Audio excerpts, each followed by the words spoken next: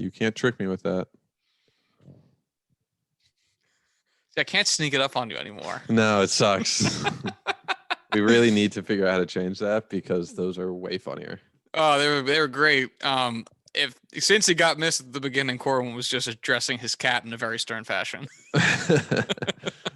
Yes. Good times. All right. The funniest, relationship with pets is when you treat them as full-fledged adults who just happen to not be able to speak. That's why I prefer pet names that are like adult names, like exactly people names. Yeah. I want a dog named like Dave. Steven. Terry, quit shitting on the furniture. I saw a post on Reddit about this like woman was like talking to her dad for like months just over the phone, like during the pandemic and whatnot, and he kept talking about Mike in his neighborhood, like always going to go see Mike, or Mike popped in today, or saw Mike went to the park with Mike, blah blah blah blah blah. And when things finally got lifted, she realized that Mike was his neighbor's dog. Oh. And I like that. Yeah. Fuck snowballs. Fuck or some other shitty names. Brooklyn Nine-Nine. It's is Kelly Sully's wife or his dog? Classic game. Yep. Anyway, we've cold opened for a while. So hello, welcome to today's episode of Juicing the Numbers, your statistics and sports podcast. I am one of your hosts, Joshua Tracy. And I am sitting upright at a desk, kind of, Corwin Heller. You're in a couch. You're sitting on a couch. But comparatively to where I'm in my bed with my laptop, just sitting on my lap, it's far more formal. So it definitely is. But I also would be hard pressed to say that anybody would refer to a couch and coffee table as a desk-like situation. Sir, maybe the pandemic has shifted some definitions, but I think we're still a ways away from that. Touche. Anywho, a lot to get into today, but we'll start with a random NFL topic because why not? And that is the ever-growing irrelevant Le'Veon Bell somehow making a headline stating that he would never play for Andy Reid again, coach of the Kansas City Chiefs, where Lev Bell was for the last half a season or so, saying that he would rather retire instead of play for Andy Reid again. And I think he's probably going to end up having to retire like fucking anyway. So go fuck yourself. Also, you've had issues with coaches and front offices at every team you've ever been to. So I defended you, but post fact. Yeah, right. It's like, all right, I'll brown nose the shit out of you while I'm here. And then once I'm gone, that sucked. That was the worst. That was awful, all the way through. And it's like that. Listen, I get shit talking Adam Gase. I was going to say, understand. Yeah. That one I get. If you want to shit talk a Hall of Fame coach, or if you want to shit talk a coach, don't pick a Hall of Fame one. How about that? 2 Hall of Fame ones. If he's arguing if he says anything about Pittsburgh, which I know he described more like front office issues with Pittsburgh, but regardless, man, the front office issue of us not wanting to pay him like $18 million a year. Yeah. It's honestly, I don't get why it's a headline, which is kind of why the most I felt like talking about it. He is so irrelevant, and again, as a Jets fan, I had defended him for a while, assuming that a lot of his lack of production was because Adam Gase was awful. The Jets teams he was on were bad, and that's going to show up in the running back a lot. But he did nothing in Kansas City either with any of the touches and opportunities he got. So chances are the man is washed. But fuck, I don't care anymore. Yeah, I mean, I get why it's a headline because it's Le'Veon Bell and it's going to get clicks because people know who Le'Veon Bell is. And a lot of cachet from 2014. Right. And it's, God, he's going to retire and nobody's going to give a shit. And it's just wild how quickly he tanked his career. Whether I was going to give him the benefit of the doubt and say like it wasn't just him, but no, he worked pretty hard to do that. Yeah, there's nothing to really say. Just be retired, man. Just Yeah. you have a lot of money. That's great for you. Happy I for you, hope you buddy. still Glad have you it. got it. I'm sure he does. NFL players are, I think, getting smarter and smarter about what they do with their dollars. Since um, lots and lots of studies have been happening over the last 20 years saying they usually go broke. But Josh, you have to remember, Le'Veon Bell is one of those people who, by the NFL, is considered to have a lower cognitive function. I can't believe that story is still not like the biggest thing that we're all still talking about. But Yeah. oh my god, Just one of those callbacks. Remind everybody that that's still a thing. yep. Oh god, it just like left as quickly as it came. Yeah. It's I'm amazed that nobody has picked it up for a Thanks, corporate secondary America. story. But yeah, here we are. Yeah, they'll just make another documentary about it in like a decade, and everyone will get outraged for another week, and then everyone will move on to the next outrageous thing. It'll win an Because there's a Oscar lot. for like documentary of the year, and we'll all remember like, hey, this was actually very preventable. Okay, cool. So I have nothing else to say about the NFL. You have anything? Is there anything else NFL related to talk about? What is going on in the NFL right now? I feel like there's been I don't think there's anything. tidbits, but like nothing actually major.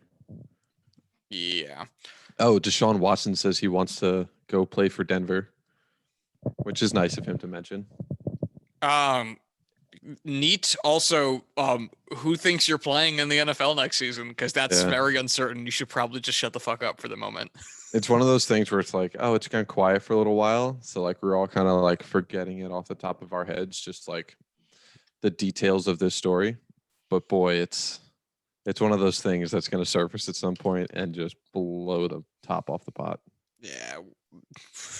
I mean, OTAs are still chugging along. Pretty soon we're going to be getting actual in-person practices. So I guess we'll see what happens at that point. I mean, the NFL has set very weird precedents recently about how strongly they want to consider accusations, i.e. the Ezekiel Elliott one that got proven to not be a real thing, and the NFL still suspended him. So this one seems like actually Deshaun Watson in the news should this be. week. Zeke? Ezekiel Elliott. Yeah, What'd he do? his dog bit somebody. Oh no. Yeah, take care of your fucking pets. Yeah. And stop throwing Deshaun your Watson. shit. People starting to get in my neighborhood and you stop throwing their shit in my fucking garbage cans. Go find your own fucking garbage cans for your dog shit. I'm sick to death of bringing in my garbage cans in the morning after they take the garbage in the morning to find out there's like 4 bags of dog shit. How is there so much dog shit? Stop it. Your neighbor is saving them all up throughout the week and just waiting until you take out your garbage just to throw them in there and fuck with you. I bring my cans out at 7:00 in the morning when I leave for the gym. And then the trash usually comes between like 8 and 10, and I bring the cans back in at noon. And so there's at most like 3 hours that there could possibly be an empty garbage can without the trash in it. Trash man already came, and somehow 4 fucking people will have walked their dog during business hours in the middle of the week and thrown their shit in my garbage can. I don't understand how it happens. It must be your neighbor just like waiting there. It's got to be. I don't even fucking know. But anyway, so just knock it off, people of my neighborhood. If you listen to this, they don't. But if you do, I'm fucking watching you. Anyway, just because, it's nothing worse than walking into the garage 3 days after there was dog shit in your garbage can. You know how awful that is in the summer?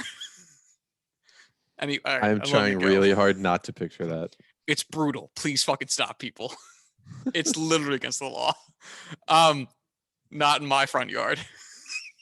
You should just Gran Torino them. Just hang out just inside the window. Big ass gun. Pretend to be Clint Eastwood when he's 95. Just go out there. Get off my lawn. Yeah, that's exactly what I want to do. All right, so let's pivot over into baseball talk. We'll start with some somber news, but always a good opportunity to relive some of baseball's past. And that is that Mudcat Grant, James Timothy Mudcat Grant, who pitched 14 big league seasons, mostly for the Cleveland Indians and the Minnesota Twins, also having played for the Pittsburgh Pirates, the Oakland Athletics, the St. Louis Cardinals, the Los Angeles Dodgers, and the Montreal Expos, passed away yesterday as of recording this. It's June 12th. He was the first black pitcher in baseball to win, 20 games in a single season, and then went on to coin the term Black Aces, which referred to all pitchers who ended up winning 20 games in a single season, which is a pretty exclusive list. So that makes him the first black ace and the purveyor of the Black Aces. Corwin, do you know anything about Mudcat?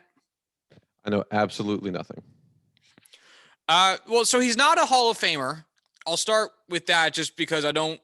It's one of those weird cross sections of people who had an impact on baseball history that because they had that impact, you would kind of assume are in the Hall of Fame because you know their name. Like Curt Flood is a very big person for me for that. Like I always want to assume that Curt Flood is in the Hall of Fame. I'm double checking myself that he's not because I said it too many times and now I'm doubting myself. Okay, he's not in the Hall of Fame. But like he is such a synonymous name with baseball, especially in that period of baseball, that you just kind of go like, yeah, he's in the Hall of Fame. Or even like guys like Don Mattingly. He's not in the Hall of Fame. Huh. It feels like he's in the Hall of Fame. Yeah, it does. He's not in the Hall of Fame.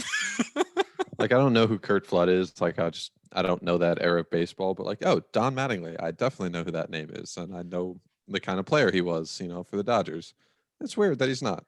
Okay, so first off, you can go fuck yourself because he never played for the Dodgers. He played for the Mets, right? The Yankees. The Yankees for his entire career? His entire 14 seasons, all of them with the Yankees. I'll go fuck myself. You really should. He retired in 95, the year right before they started the championship run. I have no idea. Darryl Strawberry? No. What position was Mattingly? First base. Who was Keith Hernandez? Did he ever play for the Dodgers? I know he played for the Mets. Actually, I know he played for the Mets and the Cardinals. Did he play for the Dodgers? I feel like I can picture him in Dodgers blue. So I'm going to say yes while I do my Google. No, he did not. He went from St. Louis to the Mets and then played one season in Cleveland, which I didn't realize existed. And I'm sure he doesn't want to remember that either because he had a 49 OPS plus, and that's not great. Well, if anyone listening can think of a first baseman who played famously for the Mets and the Dodgers, that's the person I'm thinking of. Are you sure you're not thinking of Mike Piazza? Didn't he play for the Mets and the Dodgers? Thinking. I don't know about the Dodgers, but I definitely wasn't thinking of Mike Piazza. His hat in his baseball reference page is literally a Dodgers hat. And he went straight from the Dodgers to Dodgers to the Marlins and then the Mets. But there was just literally a 5-game stint with the Marlins. How long did he play for the Dodgers? 7 seasons, only one fewer season than he did the Mets. So really split his time there. I can only ever picture Mike Piazza as a Met. Well, what's funny is he also hit better as a Dodger, which is actually something that I am surprised by. He had a 160 OPS plus with the Dodgers versus a 136 OPS plus for the Mets. So still a great hitter for the Mets, but a colossal hitter for the Dodgers. That's interesting. We've gotten very off track, so I'm going to loop us back around. We're talking about baseball. We're always on topic. I want to make sure we give Mudcat Grant his due. So he obviously was a big part of the Black baseball community. He did work with Bob Kendrick at the Negro Leagues Hall of Fame Museum, and was a mentor and a friend to a lot of Black ball players and a lot of guys, and was just good friends with a lot of guys who were in, members of the Black Aces because it's a pretty small community. The only players, or the players that I should say that make up the Black Aces alphabetically, Vita Blue, who won 20 games 3 times, Al Downing, who did it once, and one of those is actually in the same season as Vita Blue. That's nice. Bob Gibson, who did it 5 times. Dwight Gooden, who did it once, and that is wild that Dwight Gooden only did that once, but still. Mudcat Grant, who did it once. Fergie Jenkins, who did it 7 fucking times. God, I love Fergie Jenkins. When did he play? Fergie Jenkins, he started this first 20-game season was in 1967. So hold on. Dwight Gooden. So he played from 65 to 83, which is a ridiculously long career. Yeah. Wow. Yeah. 1 Cy Young Award, 3-time All-Star, and a Hall of Famer with 84.1 career WAR. Also, one of the first, if not the, I don't want to say the first because that's probably wrong, but one of the first big baseball players from Canada. One of the first big black baseball players, one of the first black aces, and one of the greatest Cubs of all time, in addition to Rangers. And was the pitcher who pitched against the Indians for 10-cent beer night in the game where that devolved into absolute chaos. Fergie Jenkins was there. Oh, okay. I love how you can just say 10-cent beer night and you just we knows. both know the event. Yeah. Everyone knows what happened that day. So just to keep trucking through the list here of the Black Aces, to Fergie Jenkins, Sam Jones, who did it once. Oh, actually, sorry. I was wrong. Sam. Oh, okay. Hold on. I disrespect you two guys here. Sam Jones did this in 1959, and Don Newcombe did it 3 times, all in the 50s, 51, 55, and 56, which I knew. Okay, so then Mudcat Grant coined the term. He did not do it first, which makes sense because Bob Gibson also threw 20 wins in 1965. All right, so that's Josh's mistake, and I am sorry and dumb. Josh is a liar sometimes. Sometimes. Mike Norris, who did it in 1980, the one time. J.R. Richard, who did it once. Dave Stewart, who did it 4 times. Smoke Stewart, love Dave Stewart. And Earl Wilson, who did it once. Sorry, I also missed Dontrell Willis, who did it once. CC Sabathia, who did it once. And David Price, who did it once. And it really feels like all 3 of those guys, like if you had asked me how many 20-win seasons CC Sabathia had, I would have said more than 1. Same thing for David Price. Same with David Price, yeah. Like, and that's honestly, crazy. same for Dontrell Willis. Like he played on some pretty decent Marlins teams. Is he the pitcher that had that wildly high leg kick? Huge leg kick, yes. Yeah. Also, he gave me a virtual hug on Twitter the other day. It really warmed my heart. That's nice. Yeah. He's a super nice dude. But yeah, so interesting. So yeah, so anyway, Mudcat Grant, one of the very few Black Aces. It was a longtime member, as I said, of the Cleveland Indians. He was from. Oh my God, I'm going to pronounce this town so incredibly wrong, but I don't know how to pronounce it otherwise. So you're going to have to look up Mudcat Grant so that you can tell me how you're going to pronounce the name of the town he's from, because I cannot read this as anything other than Lacucci, Florida. Oh, I'm almost upset that you said it before I had a chance to even find it. Oh no. I don't know how you read that as anything other than Lacucci. Born.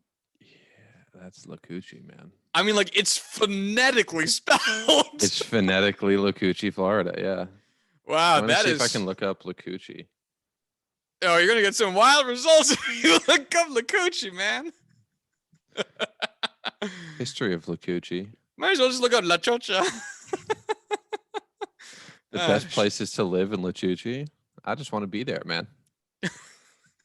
Oh, it's always warm. Anyway, Mudcat Grant was one of 7 kids. It was a high school football, basketball, and baseball player.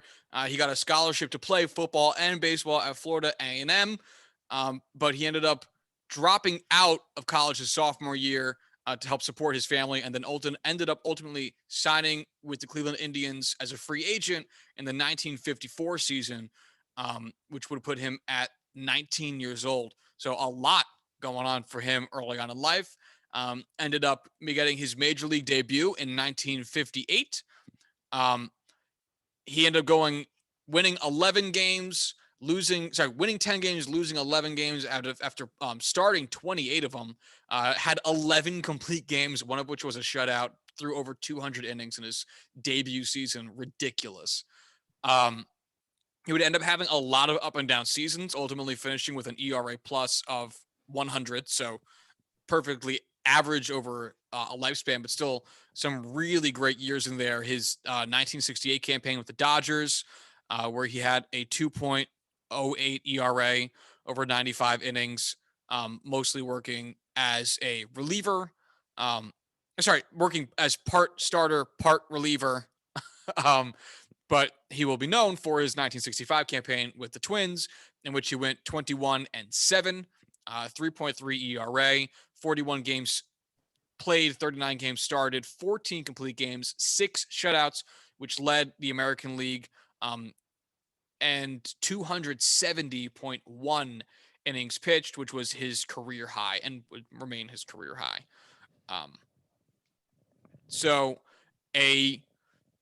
I think it's one of the great parts about baseball is that one season, for what is otherwise a really solid career, but probably one that might not get remembered so distinctly, that one season holds a lot of significance in a way that I don't think other sports tend to get it, especially because of the race relations within the world of MLB and what it meant to have, it eventually be integrated and to see contributions from black ball players. The idea that without Mudcat Grant's 1965 season, we might not have the term Black Aces, in addition to having that small community be as congealed as it is today and as recognized as a unit today. Ends up being a pretty large contribution from a 14-year veteran of MLB, but a guy who was not a far cry from Pedro Martinez. Mm-hmm. And that's cool. So shout outs to you, Mudcat Grant. Who would you peg as the next addition to the Black Aces? Freddie Peralta. Really? Okay. You'll think Sevy's coming back healthy and joining them? Well, I'm just trying to think of other black pitchers that are kind of on the cusp of that, or have the potential to make that jump. So I have to take it back, because Freddie Peralta is also Dominican, because I don't think the Black Aces includes Dominican-born players. I think it's specifically African American, because otherwise, right, there'd be Pedro Martinez would be a member. So actually, let me amend that. I guess maybe if Devin Williams was to end up being a starter, but that seems unlikely because he's just so good in relief. You are muted. Maybe Kumar Rocker. Ooh, that'd be fun. That'd be very fun. Marcus Stroman actually would have a pretty decent shot if the Mets decide to be good for any long stretch of time. How many wins does he have this season? Because I know he's got a sub-3 ERA right now.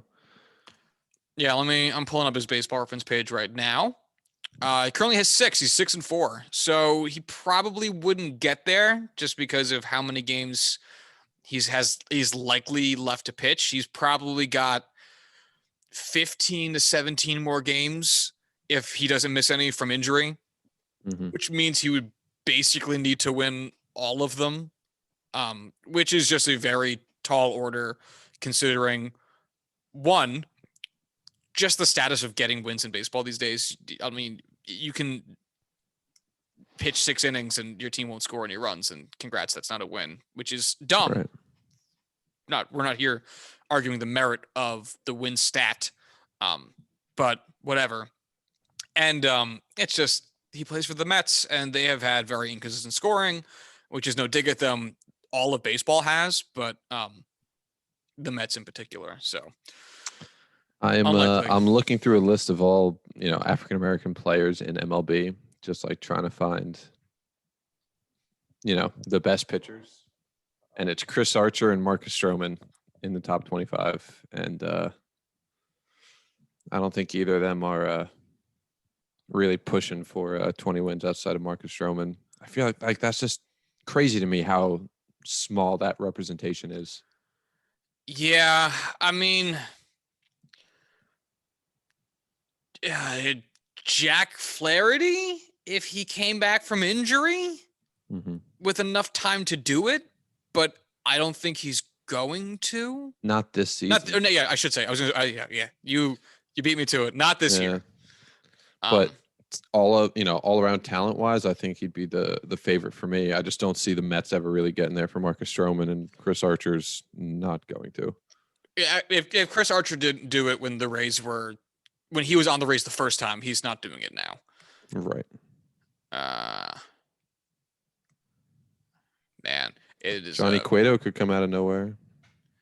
Yeah, he's Dominican as well. I was about to say, I believe he is also Dominican. Yeah. Anyway. Yeah, a very small list. And that's the thing. It's a very exclusive club to be in part because, wow, is there not a lot of African American pitchers in baseball, which speaks to baseball more so than anything else. So that's their problem, not Black people not wanting to play baseball. And then to have the, talent and team to win 20 games in a season is very fucking hard. Yeah, it's very, very fucking hard to win 20 games in a season. Absolutely. I just kind of want to throw out there, I saw Alex Reyes' name on the list, and if the Cardinals ever decide to try and stretch him out again, I think he definitely has the talent to get there. It's health for him. Right. Sorry, I just feel like I'm forgetting somebody, but I'm gonna ignore it. I know. Because that's why I'm just digging through lists, just like trying to find the guys we missed. Jack Flaherty was a good pickup that we kind of forgot. Yeah, well, he's been out of the news recently just because he's been hurt. He's also, I know this hasn't been discussed in a long time, but he's kind of a Blake Griffin for me, where I didn't realize he was Black until embarrassingly recently. Yeah, I didn't realize he was Black until he said he was Black, and then I was like, oh shit, I'm just like a dick, I guess. Well, I mean, I think there's a level of being a dick, and I think Jack Flaherty is kind of past that. Of like, he genuinely looks just very tan. Yeah, but hopefully he gets there. So, well, hopefully he gets back and healthy, and then the Cardinals are good enough during his starts that he is capable of doing it because he certainly has the talent on his own. Right, and I think he will. Very confident. Speaking of, actually, so first I wanted to ask you this: so Mudcat Grant not in the Hall of Fame. Right. Because he only has 21.1 career WAR, and it's kind of hard to get in the Hall of Fame when you have a third of the standard minimum baseline. You don't really have the 7-year stretch that usually they look for. But we've also talked about the idea of being in the Hall of Fame for non-strictly statistical reasons, and there are players that are in the Hall of Fame for those reasons. Such as, I forget his first name, but Spalding is in the Hall of Fame because is that right? No, I was going to say, you said it way too confidently. It threw me off. Because I think he was the guy that invented the modern baseball, hence like Spalding baseballs. Also, like the guy who invented the curveball is in the Hall of Fame, even though he only has like 13 WAR in his career, because you invented the curveball. Seems like a big deal. Breaking balls are kind of an important aspect of baseball now. And we also we talked back in February during Black History Month Albert Spalding. Yeah, that's right. About how baseball hasn't put Negro League players in a while, and while Mudcat Grant was not a Negro Leaguer, he made his MLB debut. He never signed with the Negro Leagues. What's up? Albert Spalding has a 252 and 65 record in MLB with a career ERA of 2.41. Yeah, that's fucking insane. He had 6 straight seasons leading MLB in runs. Sorry, National League at the time. That is absolutely insane. Sorry, not runs, wins. Yeah, I got what you meant. Yeah. Wow. Okay. Yeah. All right. He's done a lot of things for baseball. Yeah. All right. That's fair. Yeah.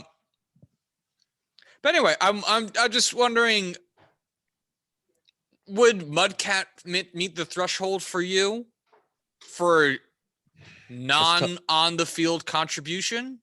As tough it is to say no, just, as important as, the Black Aces are, coining a term is one, like inventing a pitch that changes how baseball is played is huge. Inventing a modern baseball is huge.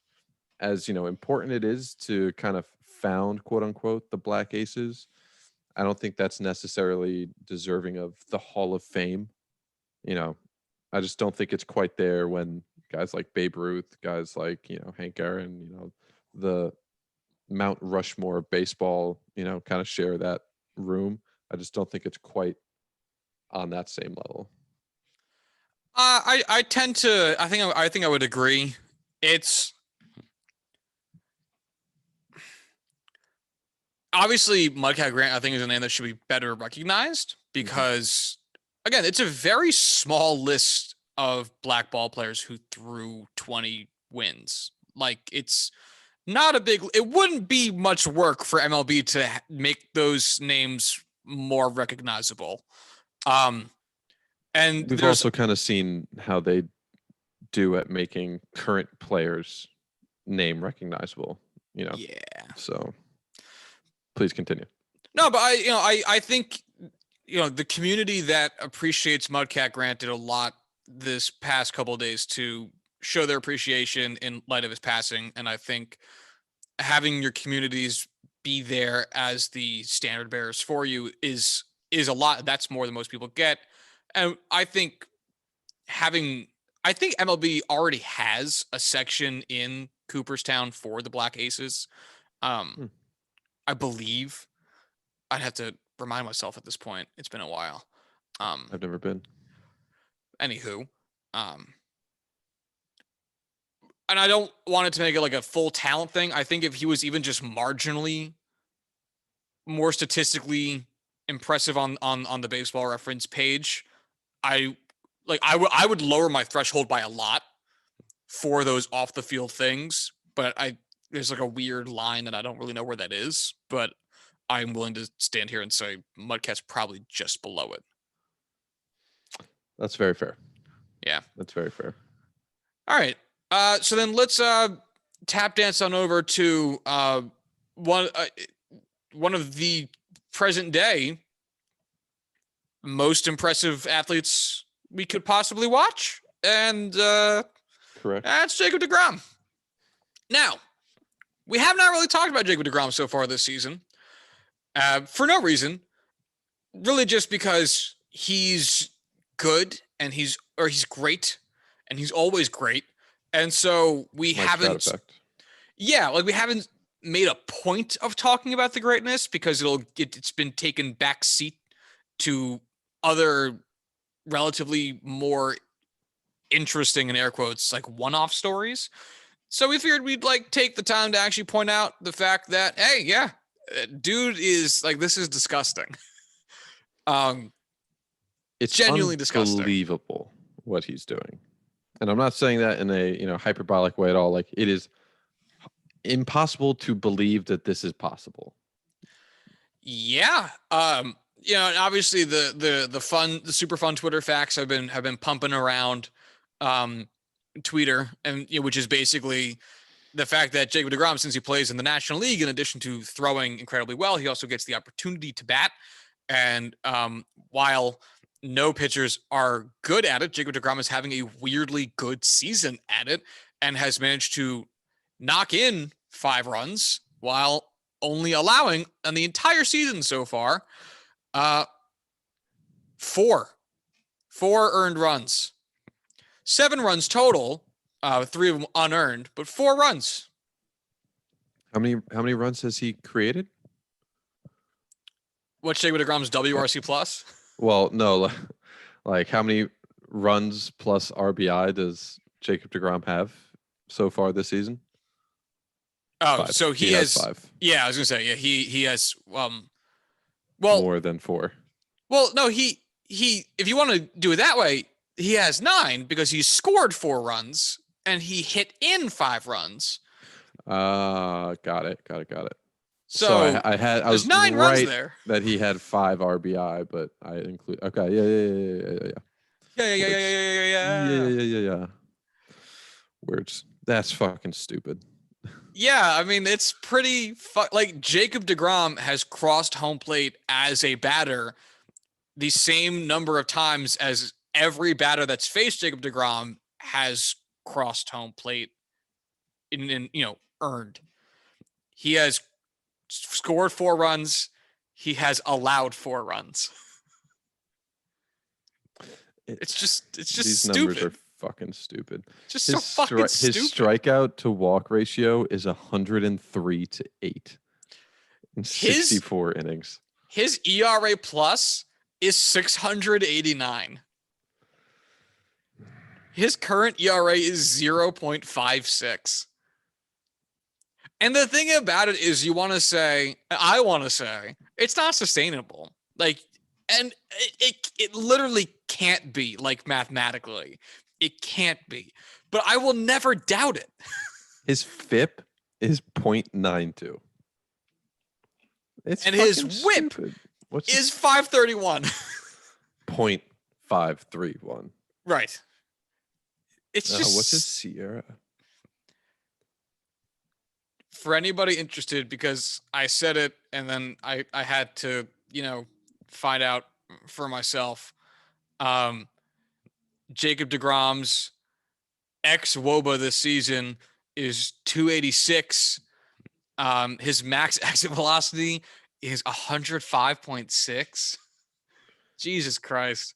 His expected batting average is 301. How familiar are you with strikeout percentage versus strikeouts per 9? As it crosses over? Like the benchmarks for strikeouts per 9 or strikeout percentage, I should say. As a batter or as a pitcher? As a pitcher. I got you covered. Why? What's up? His is 46.2. So if you face any batter, there's nearly a 50-50 chance he just strikes you out and nothing else happens. Yeah, that's the 99%. So let's give that. As a pitcher, his average exit velocity is in the 85th percentile. So he throws with great velocity, but not the hardest. His max exit velocity is in the 63rd percentile. His hard hit percent is in the 88th percentile, which means that they are not hitting him. Doesn't mean that he's getting hit a lot.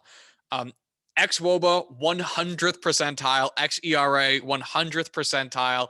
Expected batting average, 100th percentile. Expected slugging, 98th percentile. Strikeout percent, 99th percentile. Walk rate, 97th percentile. Whiff rate, 98th percentile. Chase rate, 99th percentile. Fastball velocity, 100th percentile. And then barrel ball percent is at 70th.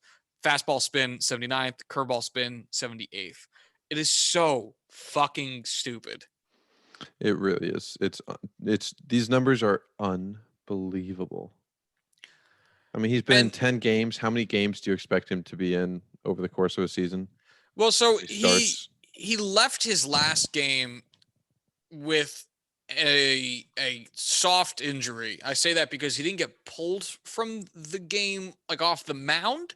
He just didn't go back out for another inning after throwing 6, and the Mets said it was because he was feeling some tightness. Jacob deGrom then said it's probably not much. He's just trying to be cautious. So in theory, if he misses a start, it would only be 1 start, but it's also tough to say that. That being said, it's his second, again, like quote unquote injury of the season. So tough to say where that goes. But let's say he throws, let's be conservative. He only gets 10 more starts for whatever reason. That's still fucking 7.2 WAR, 7.4 WAR. Math. I forget what his WAR was. He's got 10 games. 7.4. On baseball reference is 3.9. So Cool. Whoa. Cool. Yeah, so that's what's crazy is Jacob deGrom, if he only started 10 more games, he would still have over 200 strikeouts. He has 103 right now. Oh my God. His Sierra is 1.59. That's fucking gross. It's just absolutely disgusting. What's more disgusting? All those stats are the fact that he's lost 2 games. The fact that he's lost 2 games. He only has allowed 4 earned runs all season, and he has 2 losses. Fuck the Mets. It really is just embarrassing. And it really is. So one of the features that Baseball Savant has is like spray charts of where a pitcher's pitches go, right? Or like a heat map, I guess is probably a better term for it. It's a heat map. And, usually you see a lot of fastballs more centered around the lower middle part, but you see a lot condensed around towards the middle for whatever reason that is. The better pitchers will have the hotter part of their heat maps over towards the corners, but that's really hard. So it's not oftentimes the most hit spot for a lot of pitches for a lot of pitchers, just again, because that's very hard to do. Corwin, name a pitcher. Jacob deGrom. Other than the guy we're Joe Musgrove. Oh, that's a great choice. Love that one. All right. So I'm going to look up Joey Musgrove. Name a pitcher. Name a woman.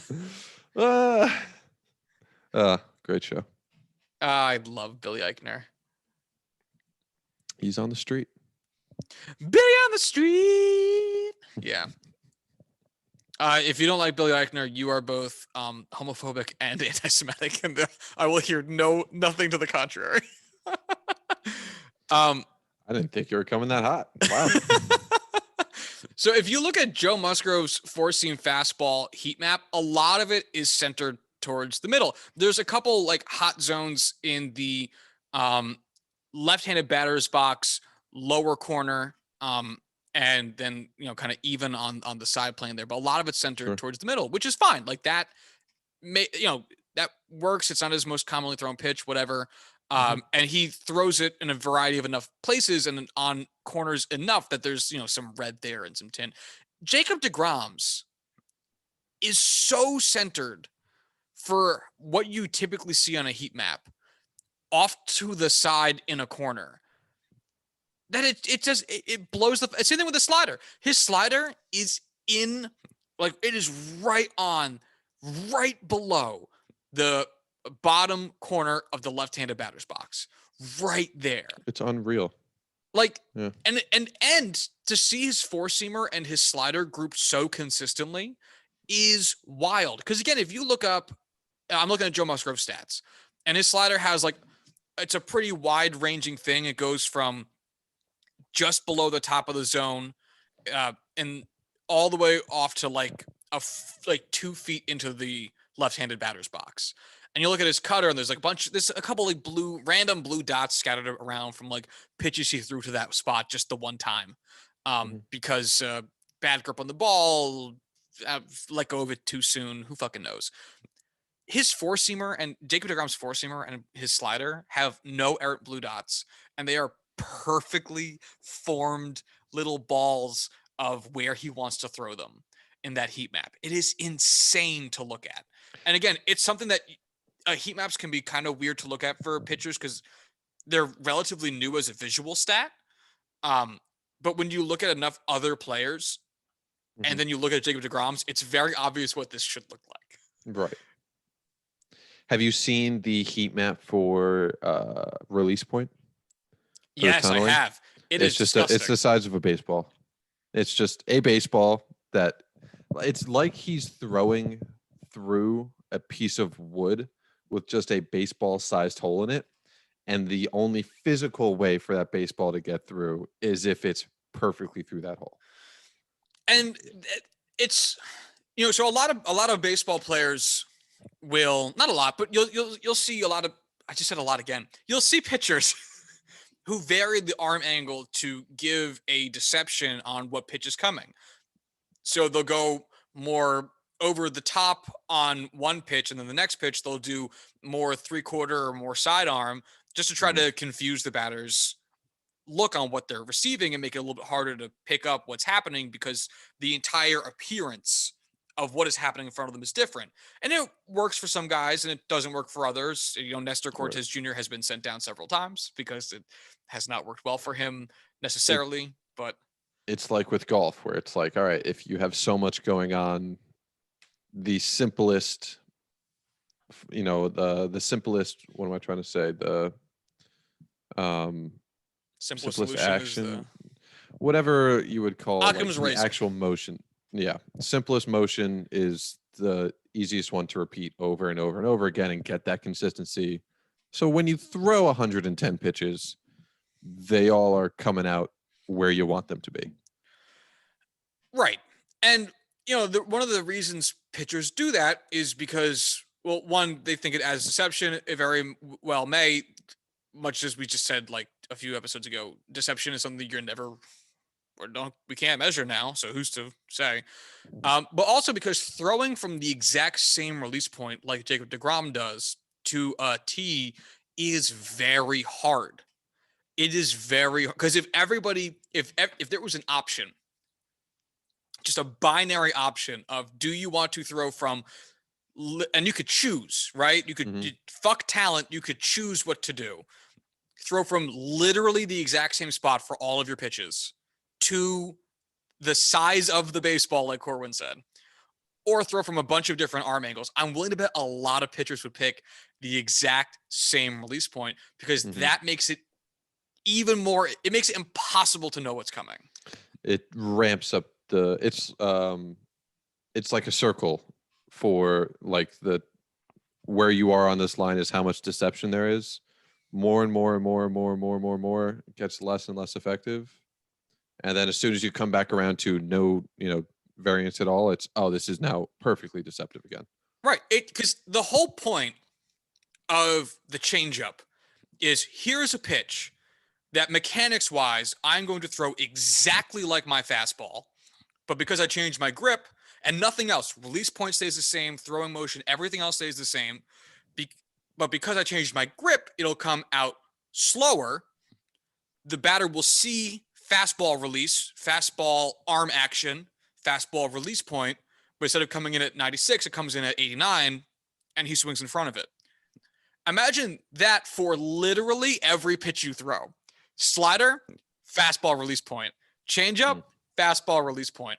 Curveball, fastball release point. It doesn't make any sense. Sinker, fastball release point. It doesn't make any fucking sense. Like the fact that he's able to just do it. It just doesn't make any sense. It's going to be one of those things where we look back on the season and we're like, wow, like he did what? Why is this not like the largest talking point in all of baseball? Well, the Mets. We might remember why. A lot of things going on in baseball, not a lot of positive ones, but Jacob deGrom should be. Yeah. Oh my God. And it's just so fucking wild to see out of a guy that like technically didn't make it as a shortstop. What a failed prospect. Right? Like Luis Sessa on the Yankees was, I'm big old air quotes around the word failed, because I mean, they're playing in Major League Baseball. I bet they were probably pretty good shortstops. But Luis Sessa was either a shortstop or a second baseman, and now he's a relief pitcher for the Yankees. And when I say that and you didn't know it, but you know who Luis Sessa is, your brain probably goes like, oh, yeah. Okay. Yeah. He's not bad this season. He's actually been getting a lot better. And that's what I was going to kind of lead into, is that the idea that Jacob deGrom wasn't like a high school pitching prospect. And now is the game's best pitcher. He is Zach Greinke. It's was Zach Greinke not a pitching prospect? He was a shortstop. Oh, was he? Yeah. He wanted to be alone. When he first got called up, he asked if he could go back down to the minors so that he could or go back down to single A so he could come up as a shortstop because it's more fun. I was wondering if he switched to pitcher so that he wouldn't have to have any conversations with guys on second. Imagine Zach Greinke as a first baseman just choosing not to ever talk to anybody at first. Yes, and it would be fucking amazing. Yeah, I would love it so much. Yeah, it sounds great. Yeah, because you don't know how to do that shit on the pitching mound. You're not close enough to fucking anybody to have a nice conversation. No, and I think that's why he doesn't mind pitching at year like 23. And may he continue forever. Please, love Zach Greinke. So just looping us back over to Jacob deGrom. Not too much else creative to say with obviously his stats are mind-bogglingly insane, and you could spend all day if we wanted to just ogling over them, but I don't think that's very interesting talk radio. So we're not going to. But Jacob deGrom is 33, so he is no spring chicken. However, he is peaking at a peak we have never once peaked before. How long do you think he has to do this before he, like, if he retired today, I think we've had this conversation a few times, but he keeps being better and it makes the conversation different. Right. If he retired today, is he a Hall of Famer? I think so.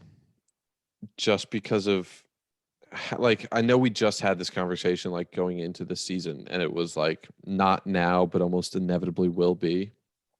But at this point, he's having the best season as a pitcher ever. Like, genuinely ever. If he could just maintain this level, like, it's the best season ever. And it's not really close. I think if he retired after the season, after having the best pitching season ever, it's hard not to put him in the Hall of Fame. Like, we know he came out of, minor leagues late. He was relatively old as a prospect when he first came up as 26-year-old in 2014, which is crazy. But he's only had 2 seasons in the 8 years he's been playing with an ERA above 3 and only one above 3.04. Like, he's just been an ace pitcher for the entirety his worst of his career. ERA season, his most winningest season. Such a stupid stat. And he still had an ERA plus of 117. Yeah. His worst year is 117. That's insanity. And, there would be, obviously he wouldn't retire after the end of the season. He's too good to. But if he did, there would be some precedence with Sandy Koufax retiring after what is probably, we could argue about best season for Sandy Koufax and go through peripherals, but by ERA, which I understand, again, it's not the best stat. I'm being lazy. I understand that. His last season was his best season, 1.73 ERA, and he won the Cy Young that year for his second back-to-back season winning Cy Young. First back-to-back, the second year of a back-to-back. And then he retired. He threw 323 innings that year after throwing 335 the year before. He was like, I'm not sure my arm wants to keep doing this, and I would like to stop before it falls off. And so I'm good. And that's why Sandy Koufax made the Hall of Fame with 48 WAR, because he was ridiculous, and everyone understood that if he wanted to keep going, he'd probably make the Hall of Fame anyway. So why bother with the rigmarole? And here you go. And I think that's where I am rapidly approaching for Jacob deGrom.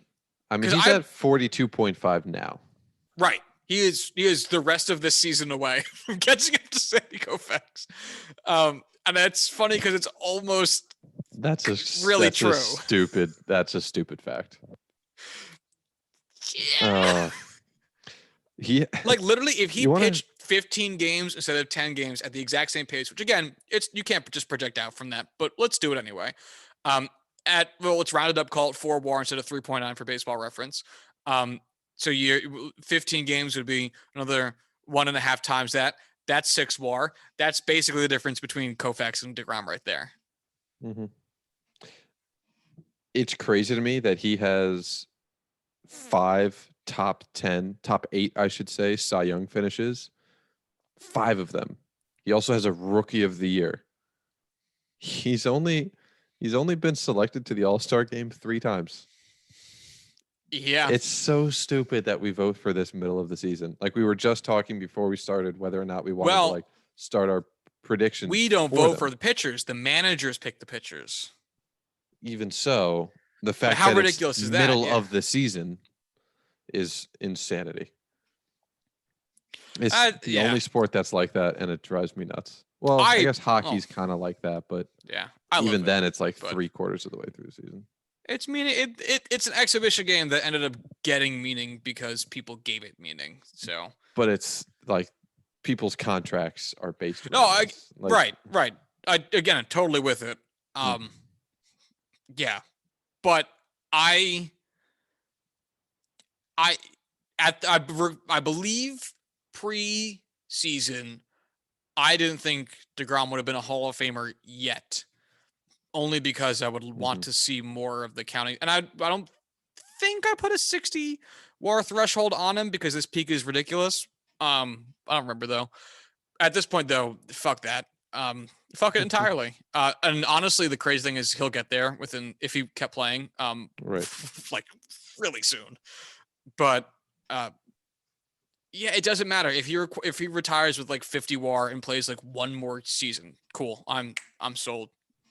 Pass me the ballot. I'm in. It's just some shit you don't see. You just don't fucking see this. 689? Fuck you. Like that is fuck you. It's not real. Jacob deGrom has the 6th highest OPS on the New York Mets.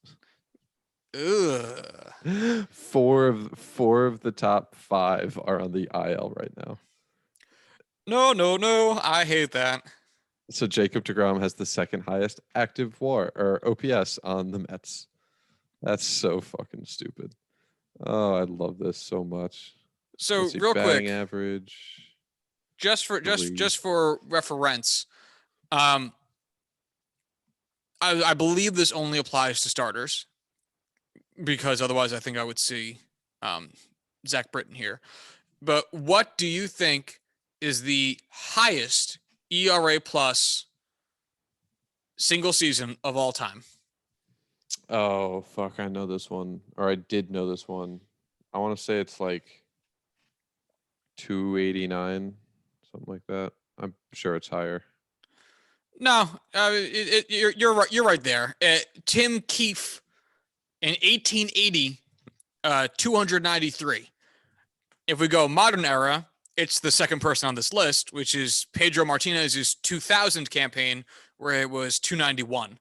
Okay. And then follow that are 2 seasons from just last year, Trevor Bauer, 287, and Shane Bieber, 281, both 2020. Colossal asterisks next to them because shortened seasons and yada. And Trevor Bauer. Yada. And not even that. It's just like maintaining that ERA plus is way easier over a significantly fewer number of games against significantly weaker opponents than if you played the entire league, but whatever. Right. So Jacob deGrom would over double the record if he can maintain this pace over a full season. And he could even take a step back. Yeah. Like he could take a sizable step back and still have a comfortable lead for this weird category. So the Mets have now won back-to-back series against the Padres this year, both of which involve Jacob deGrom just taking his dick out on the mound and just smacking every Padres batter with it. And to some extent, I'm kind of rooting for it because the Padres, they've been up and down all season long with their offense. But at the end of the day, it's like they're a great offense. They have a lot of great players who are really good at hitting baseballs. And Jacob deGrom is making them look like high school kids. It's just like one of those things where it's like, I am lucky to be here and being able to witness this. I'm just happy to be in the room. It's true. Yeah. I'm not really going to Google it too much because I don't feel like it. But if I recall correctly, if we applied this to all pitchers with a significant amount of appearances, the highest ERA plus of all time. Do you have any guesses? I do not. I believe, well, actually, I already said it, but I believe it is Zach Britton, with his 2016 Orioles campaign, in which over 69 games, in which he accomplished 47 saves and pitched 67 innings, he had an ERA plus of 803 Wow. So over the essentially, entire season. Over the entire season, he allowed 7 runs, only 4 of which were earned, which is where Jacob deGrom stands right now. and wasn't it like one of them was like defender indifference, and one of them was like one that shouldn't have counted for some other reason? Yeah, there was one where like fielders, defensive indifference, like moved a runner over from, I forget if it was second, I think it was first to second, and then a lazy shit ground ball ended up, or single ended up scoring him from second, and then there was one other weird one in there that got charged to him. So really, it should have only been 2 earned runs, but Which would have been fucking insane. even fucking dumber. But yeah. Uh, So we're witnessing history, man. We're listening to a lot of. This is a great season in terms of individual accomplishment, and very much so not team. It's very lopsided. Team accomplishment this year for most teams is not there. Individual accomplishment, however, we're seeing a lot of good stuff. Absolutely. And I mean, the Mets are playing a hell of a lot better. You know, their offense is clicking now, or at least better than it was. Their pitching is doing so well. Marcus Stroman, Tone Walker, who's that other guy? Oh, right, Jacob deGrom. The NL East is not looking all that great this year. So, hey, man, Mets in the playoffs, Jacob deGrom, anything can happen. Yeah, I mean, is there any pitcher you'd want to face less in a when and you're in playoff game than Jacob deGrom? No, I mean, like literally no. I don't know how there's any other answer to that question other than no. Oh my god! If you put Trevor Bauer on top of Clayton Kershaw's shoulders and they're both going through the throwing motion and a ball's coming out of someone's hand, if you let Bauer and Kershaw platoon with no rule stopping it. They each stand on one side of the pitching mound and they both go through the motion, like pitching motion at the same time, but only one of them has the ball. Okay, so just real quick, because now I said it, and so now I have to find out. But if you did platoon Bauer and Kershaw, we'll stick with this season because we're talking about this season. Mm-hmm. Is the platoon of Bauer and Kershaw, where Kershaw faces lefties and Bauer faces righties, is that better than Jacob deGrom's current stats? I will put my answer on hard no. I think deGrom would still have them. I'm going to say you're probably right. So let's see. Because it is incredibly hard to even cherry pick stats that are better than this. Okay. So why am I looking at batting stats? No, then why? What? It's giving me slash lines, and that's not what I want, Baseball Reference. I don't need slash lines. Give it to me as a pitching stat. Fucking bitch. Bitch. Biatch. All right, yeah, this is very stupid, but anyway, because I can't tell which one of these runs are earned. So the platoon splits versus left-handed batting, Clayton Kershaw has allowed 6 runs on 10 hits, 1 double. Like I have a slash line here that doesn't mean anything. But it doesn't tell me how many of those runs are earned, which I don't get why you would set it up like that. It seems kind of fucking dumb. Maybe I'm an idiot. It's possible. Yeah. So he's allowed 6 runs versus left-handed batting. Trevor Bauer has allowed 8 runs versus right-handed batting. So between the two of them, they've allowed 14 runs, which even if we just assumed all of them had some level of split between earned and unearned, that is equitable, Jacob deGrom's season's better still. By a fair margin. I mean, half or Yeah. double, I guess, however, because 14 is twice as much as 7. And if we Math. called only 75% of those runs earned, that means that they have allowed fucking like 8. I don't feel like doing that math. 9, sure. Earned runs, and Jacob deGrom's allowed 4. So, Kablawi. Wild. There you go. Kablawi is correct. Jacob deGrom literally better than if you platoon split in the same game Kershaw and Trevor Bauer. We figured it out, folks. I still think if they were both on the mound together, they might be able to 10.5. That's 75%. So it'd be 10.5 runs. My mental math is not very quick. More than double. Yeah. Jacob deGrom. Jacob deGrom. Boom, boom. Jacob deGrom. Oh man, we are the worst. Yeah, we are. We really are. Boom, boom. Jacob deGrom. Oh, I'm gonna be singing that all night now. We ruined my evening. All right, let's talk about some jerseys to wrap things up here, because MLB is continuing the City Connect jerseys, and we did not talk about one of them, and then one of them just dropped today. So we have 2 sets of jerseys to talk about. Let's start with not 1, but 2. 2, count them, 2 marshmallows. So let's start in Chicago with the Chi-Town. I will always want to pronounce that Chi-Town, because why would you have CH and not make it make the ch sound? Fuck you guys. You are muted. No, I just didn't say it because you were talking. I was trying to be polite. Oh, it was so I'm so unaccustomed to that. I assumed you were just wrong. No, I get it. So the Chicago Cubs dropped their City Connect jerseys pretty quickly after the White Sox had theirs. The MLB was clearly like, Chicago. I'm pretty sure they were leaked online. They were leaked online. Yeah. But then they were the next team to actually sport them.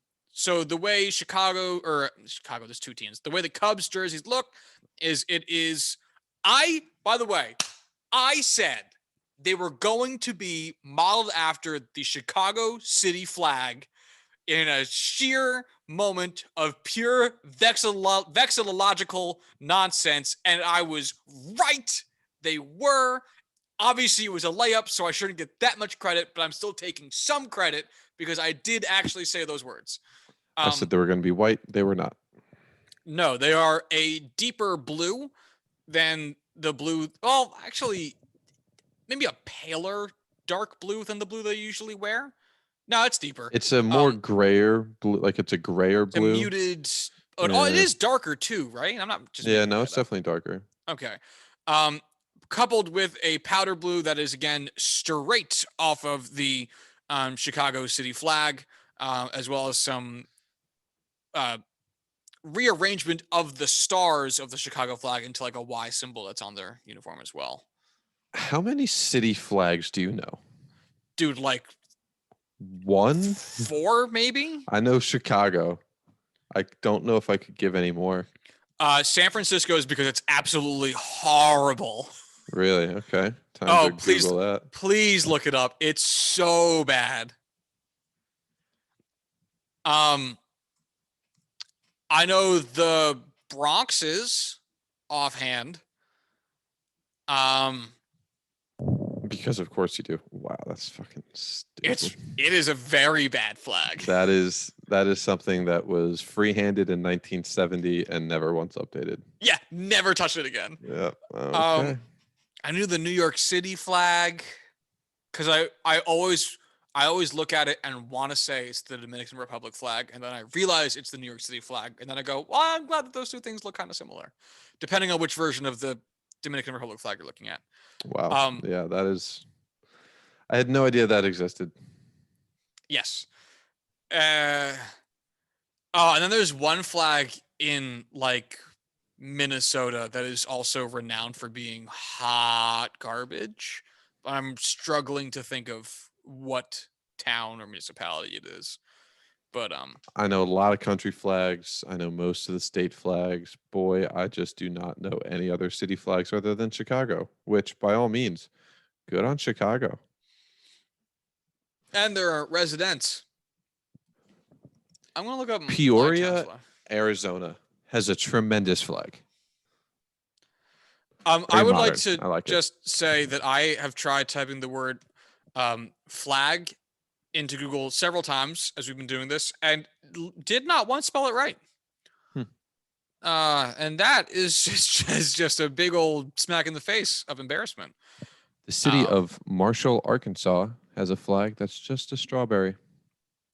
Simple. I like Just it. a single strawberry. Anyway, looping back to the Cubs, they have in white the word Wrigleyville written across their chest, which is the part of Chicago that stadium is in. That's why it was called Wrigley Field. In addition to the owners being the Wrigley family, like there's a lot of reason. Actually, now that I said that a lot, I'm not sure which one came first. The location being called Wrigleyville or the stadium, but I believe Chicago historians come check my facts. That the town was called Wrigleyville first, and then the ballpark was Wrigley Field afterwards. But anyway, so that's where that's from. And then in the same powder blue, the number just below the term Wrigleyville. Corwin, what do you think of the Cubs jerseys here? I like them. I don't love them. I think I like them better than the White Sox. I like them better than Ooh, Boston. that's a hot take. I'm actually gonna pull them up because I haven't yet. But I do think they're one of the better ones. What was the third team that we talked about? Boston, Chicago, Miami, Boston. Oh, Chicago, Miami. Chicago. Yeah, I think I do like them better than Miami's as well. So far, I guess I would say, hey, they're my favorite. I just think that you could have this be a full-time jersey and wouldn't question it whatsoever. You know what? No, I definitely do like Miami's more. Miami's is really cool. I think these are my least favorites so far. Yeah, just because they're kind of like boring. They're super boring. Oh my Yeah. God. These are the least interesting. Because again, say what you want about the Boston ones. I'm not going to sit here and tell you I like them. I can appreciate the big swing in terms of the large deviation from the color scheme, which I think would honestly be less jarring if they did them now that that's kind of the expectation, since they were first. And how cleanly that ties back to the sentiment they were trying to achieve with the Boston City jersey. But this is just, whew. Like, this feels like it was designed by the city council of Chicago. This feels like it That's saying something. It feels like it had municipal approval. You know what I mean?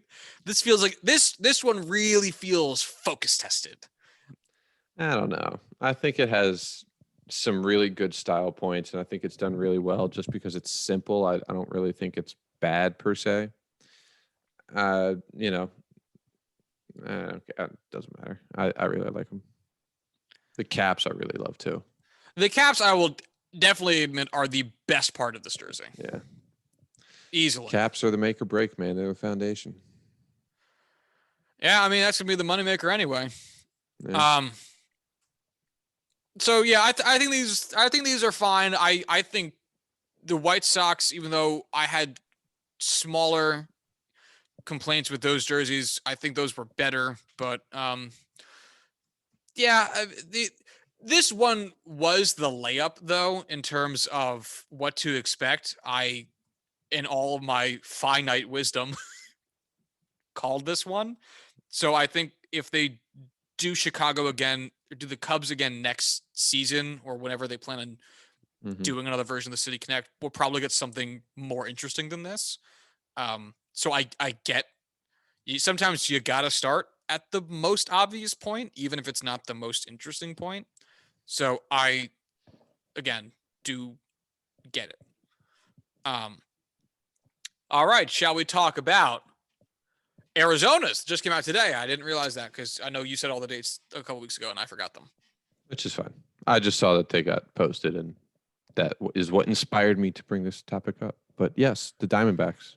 So the Diamondbacks jerseys are a like sand kind of tan off-white looking jersey that in green and eventually forms the head of a snake. So it's really like a snake that just happened to wiggle out and spell the word serpientes. Again, in the form of a snake going across the chest, and then in red numbers below that are the player numbers in addition to the traditional Diamondbacks logo on one sleeve. And I forget what's on the other, but I believe there's something on the other sleeve. It says Arizona flag. Yeah, the Arizona flag. The color scheme meant to be representative of Sedona, I believe. What it looks like the desert. Yeah, I mean, it's the desert. It's definitely sand colored. Yeah. Corwin, tell me what you think about these jerseys. I fucking love these, man. I know, they're so fucking good. I want to buy one of these. Kind of like I have a Pirates jersey. I have an old like major league movie style jersey for the Indians, and I have my Fernando Tatis jersey. And this is one I genuinely want to buy to just add to the collection. I don't give a shit about the Diamondbacks. I fucking hate you. They're like a division rival. I hate watching them play because they're not enjoyable. But my goodness, these are just sexy fucking uniforms. That hurts now. Good. Yeah, dude. Oh my God. Who would you buy if you had to buy a player? Not like buy a player. I was just thinking like jersey. I have no idea who I Ketel Marte Zach for Gallen. me. Zach Gallen's probably the only player I would be, willing to buy. Christian Walker would be fun. Don't give a shit. I will Peralta. Genuinely say the Arizona Diamondbacks are composed of the most amount of players I don't care about in all of baseball. Like that entire roster, outside of Zach Gallen and Ketel Marte, I don't give a shit. I like David. He's not having an earth-shatteringly great season. I like David Peralta. All right, you now though made me question who the fuck's on that team. Because I was thinking about Mad who Bum is in their is rotation. The only big name. Oh, that's right. Yeah. So the starting pitcher with the most innings is currently Merrill Kelly, and that feels like it shouldn't happen. And then Madison Bumgarner, who's on the IL, Luke Weaver, who's on the 60-day IL, Zach Gallen, who's on the IL, and Taylor Widener, who's on the IL. I did not realize that many of their pitchers were fucking hurt. What's their record right now? Because they are on a historic losing streak. Yeah, they are 5th in the NL West. They are currently 20-45. Oh my God. That's what the kids say. Not good, Jack. So yeah, true. They're not moving and shaking. In fact, that is the worst record in all of baseball. So going to a more positive note, I think the Diamondbacks should just absolutely adopt this. They should base their entire franchise visually around this jersey. Change the name from Diamondbacks to Serpientes. Make this your full-time jersey. Completely change the franchise to be this. Please. No, I think they should do their own version of the 90s Coyotes logo. The Kuraya. I forgot how to. That's a crazy word. I do not know how to pronounce. But yeah, those jerseys are fucking gorgeous. Yeah, that's what. Really, I think the Diamondbacks should just realize that their greatest asset in all of baseball is the fact that they consistently have some of the best jerseys in the sport. Mm-hmm. Like, there are OG jerseys from when they started, gorgeous. The jersey they had a couple years ago with the teal lettering, gorgeous. Their black jerseys, gorgeous. These jerseys, gorgeous. All of their jerseys are good. I don't like the caps with that kind of gradient digital I usually like that shit, and I even like those, but I understand why you might not. Yeah, the digital like gradient stuff is not my cup of tea. Gradient as a whole was kind of ruined by the Jaguars a little bit, so I will say. Thanks, Blake Bortles. Thanks, the boat of all time. That's I will also say you could, if you wanted to, get a Carson Kelly jersey. He's also having a nice season. Nah. But yeah, no, these are I might wonderful. Get a blank one. That'd be cheaper. Yeah. Oh, but these are so fucking cool, man. These are so fucking cool. I am excited about these. Who who is the best player to ever play for the Diamondbacks? Randy? Yeah. He won 4 consecutive Cy Young awards. Yeah, I was trying to see if there was anyone I was just like blatantly overlooking who would be in that conversation. But if I could get a Randy Johnson version of these, sure, I'd get that one. I'm sure you could. Yeah. I'm sure it'd be very much expensive compared to a normal one, but whatever. I'm sure it would as well. So it's also worth noting that so far, I believe this is the only City Connect jersey that features a different language by putting the team name in Spanish. I do not believe any other teams have done that so far. And it might be easy to overlook because it's super fun. And it says snakes and it is a snake. And I mean, literally what more could you ask for out of the snake theme? But it is in a different language, and that is really cool. And it would be interesting to see. And I'm not confident we'll see it because it obviously now I'm thinking about foreign languages being represented as the team name on like a main jersey they're going to wear, a game worn jersey. But there's a lot of heritage that can be represented in various areas by doing stuff like that. Like there's a strong connection to Japanese culture in Los Angeles. If the Dodgers or the Angels wanted to do that, it'd be super cool if the Angels did it, especially on like a night that Shohei Ohtani pitched. Large representation of Korean communities on the West Coast as well. It would be interesting to see other teams kind of explore the idea of representing some of their larger population communities, the larger minority communities in this type of way. Because it's also fun and different, even if you don't necessarily like if that doesn't represent you in some way, which is fine. Like the idea that it says Serpientes instead of Diamondbacks is super fucking fun. And I would totally be down with like a really cool Japanese Angels jersey. That just sounds like a blast. I'd buy one of those. Fuck yeah. And the Yankees and Mets should have alternate jerseys for every Puerto Rican day. Every time the Puerto Rican Day parade rolls around, which was today, they should have Puerto Rican Day jerseys. Why don't they do that? And just play that episode of Seinfeld on the Jumbotron throughout Francisco the entire game. Lindor should have been walking in to Citi Field today with the Puerto Rican flag draped around him and to unveil a jersey that is also the Puerto Rican flag. So like a big remove the mask and it's just another mask underneath it moment. He comes in, Puerto Rican flag, boom, still the Puerto Rican flag. Shit. It's one of the best days. It is a good episode of Seinfeld. I'll give you that. I didn't know it was today, so I also don't live near New York or know anything. So, yeah. But anyway. Who are the two teams we got next? Oh, dude, I have no idea. Who is next? Oh, it's the San Francisco Giants and the Los Angeles Dodgers. Ooh. So next month we get the Giants. August we get the Dodgers. Ooh, all right. So you know what? Let's talk shop here. Let's make some predictions on this. Giants, you said was first? Okay. What do you think? So for main inspiration points, Boston picked the Boston bombing. Yep. Miami picked Cuban and general Latin American heritage. Chicago, the White Sox picked hip hop culture as a big backing of theirs. Right. Cubs picked kind of just like Wrigleyville and Greater Chicago. Hey, we're the Chicago team. We're the Chicagoans. Fuck off. Yeah.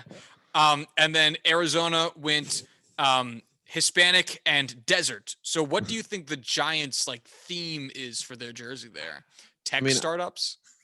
Yeah, fucking Christ. I think the layup, easy to come to mind would be obviously pride because it is San Francisco and that's kind of what they're known for. The fact that they will not be released during Pride Month makes me believe that they're going a different direction, because otherwise that's just a huge logistical fuck up to not have that, line up like that. So maybe like Golden Gate Bridge type shit. I don't know. Like, I don't know much about San Francisco to really know what, like. I thought you were gonna stop at gold because of the gold rush. That's why Truth. the Yeah. 49ers are the 49ers. Yeah. Yeah, so I they have no could idea, be though. something prospector themed. I'm just thinking of the prospector from Toy Story, and I just want his face on a jersey. Because if you think about big tech will never be fun in that way. You know what I mean? Like, there's no fun way of being like, hey, corporations? Yeah. Yeah, we designed it like that. That will never be interesting. No. And it shouldn't be allowed to happen. And then outside of that, they are like a small city with insane housing prices that people like can't afford to live in anymore. Everyone should just get a jersey that's 2 sizes too small because they can't afford anything bigger. I'm starting to think of like what else San Francisco has that isn't just kind of more generally like California Hispanic culture. So the gold rush is the only thing that comes to mind for me. Yeah, I don't really know. I mean, I imagine they will be able to find something, and I know they're not all based off of team colors, obviously, with Boston and Arizona kind of going away from that, even Miami to an I think extent. literally everything other than the White Sox basically went away from team The colors. Cubs are still team colors. They're blue, but they're not the same shade of blue. And while that sounds like a technicality, players were getting fined over shoes about this like 3 seasons ago. So I will claim that. Whatever. Fucking whatever. I feel like just going full orange would be kind of funny, but at the same time, I imagine there are many graphic designers and Nike uniform designers that are like, please don't make us do that. You know what? No, we have those fucking atrocious Boston ones. Why not? Fair. All right, so then the Dodgers. Could be anything. Literally. Just release their Brooklyn Dodgers uniforms and just say, hey, this is new and different. Yeah, for the City Connect, we're going to go with a whole different city because fuck you, Los Angeles. Oh, God. It's not going to come out until September because of so much traffic. They couldn't get them to the field in time. I want to pick like shit that happens in Los Angeles a lot, but it's usually a lot of disasters that wouldn't be funny. Like if they went with like the Los Angeles droughts, like something. It's a white jersey with, in the Dodgers script, it just says Bronco, and every player wears 93. The OJ chase. Awful. Yeah. They could do something like Cholo themed to try to make a more specific Hispanic culture reference that is, again, like more specific to Los Angeles. Because if they just go, generic, like we just like chuck the Mexican flag on it and called it a day, I think everyone would be like, oh, nice tacos, Los Angeles. You must have tried really hard for that one. But if they leaned into something a little bit more with like the specific Cholo culture of LA, that could be something. They could also go hip hop with it, but I was gonna say I really wish the Yankees were also a part of this season, so they could do a East Coast West Coast trade off, like we were talking about with the South Side North Side for the Cubs and the White Sox. If the Yankees do anything less than a Grandmaster Flash and the Furious 5 jersey that comes with the bag of cocaine right in it, I will be disappointed. So you can bump rails and listen to White Lines in the stadium. What? Lines, yeah, visions, dreams, and passion. It looks like Garrett Cole is getting tested for a foreign substance by the umpires. Oh, they are just doing lines off the back of his glove. Let's go for the second inning. Let's do it. Oh, man. No, imagine they went really soft on it and it's like, hey, it's the Sugar Hill Gang on a jersey. Everyone's just getting so coked up. Somebody hits like a soft hit grounder to like third base. And as he's running to first, he sees like the baseline and just dives face first. Just, this is it. Nose at the ready. Oh, well, you know what they would do? They would play White Lines and everyone would just snort the foul lines. Exactly. Yeah, there you go. Cocaine. You should be legal in baseball.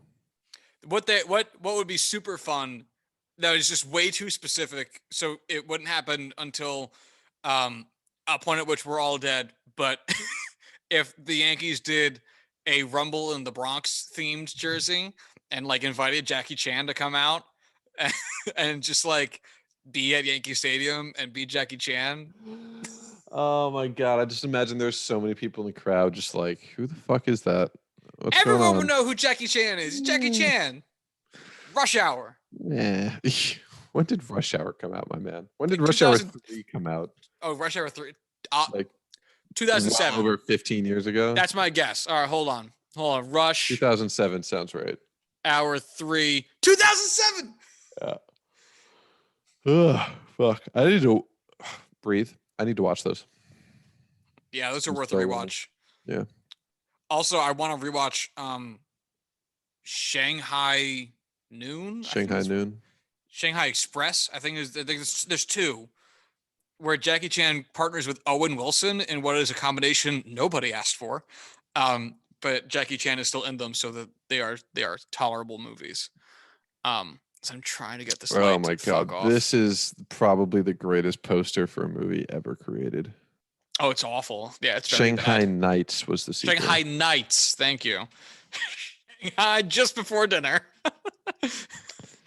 Oh, jeez. Is this like the spirited, like, what's it called when it's like a sequel but not really a sequel? Like Cinematic universe, spiritual sequel. No, a spiritual sequel to the Sunset trilogy.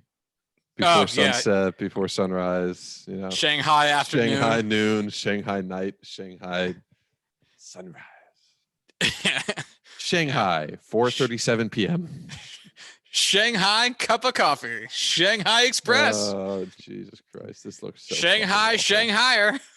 All right. Anyway, I want to see what its ratings were on Metacritic first. If you want to 79 on Rotten Tomatoes, fuck you. It's a fun movie. If you would like to listen to more of this movie talk, you can do so at our movies podcast, Juicing the Big Screen. Check it out.